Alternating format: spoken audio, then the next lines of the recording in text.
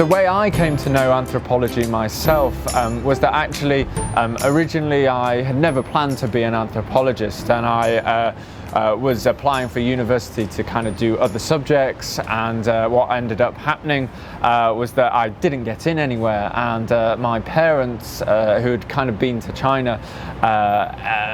told me about the kind of big social transformation that was going on at the time. So when I was 18, I went and lived in China for a year, and it was really my first time to live outside Europe for an extended period of time. And you know, I saw people who were kind of radically different from me, and I didn't understand any Chinese, understood very little about China, and that kind of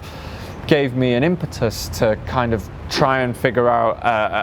a way to understand people. And I kind of came across anthropology, and it seemed that it offered a kind of toolkit to understand you know, people who seem to be really different to you. I think one of the benefits of the experience that I had of going away to China was that it really made me encounter people who were very different to me, but it also made me kind of look at myself and try to figure out why I was the way that I was. So it really made me question a lot about myself and about the place where I grew up and the kind of culture that I'd been exposed to, as well as this feeling of not really understanding why people were the way they were in China, in the place where I ended up. So I think that was a kind of really big moment where I started to question everything. To be slightly cut off from your own culture, from the people, you know, who you care about and you're familiar with, is an experience that really forces you to grow in a certain way. So I'm looking back on that experience kind of 12 years ago, I'm kind of very grateful for it now, and I can see how that thing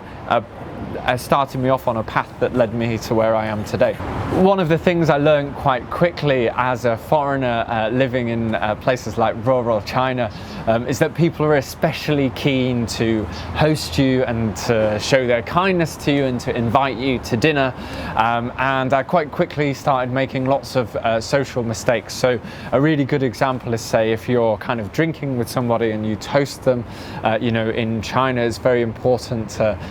you know, the level of your glasses when you toast the other person indicates your social status against them. So it's really important, if you're the guest of somebody, to toast them with your glass slightly lower than them. And of course this leads to quite unfortunate like circumstances if you don't know this. When you're toasting people, there is a race, the glasses get lower and lower on the table. So it took me a while to kind of figure out those kind of things, but actually I think making those social mistakes is a really important part of anthropology, because it's only by making those mistakes we start to realize what the social rules in any given society are, and then we can then document them and write about them, you know, and tell other people about them.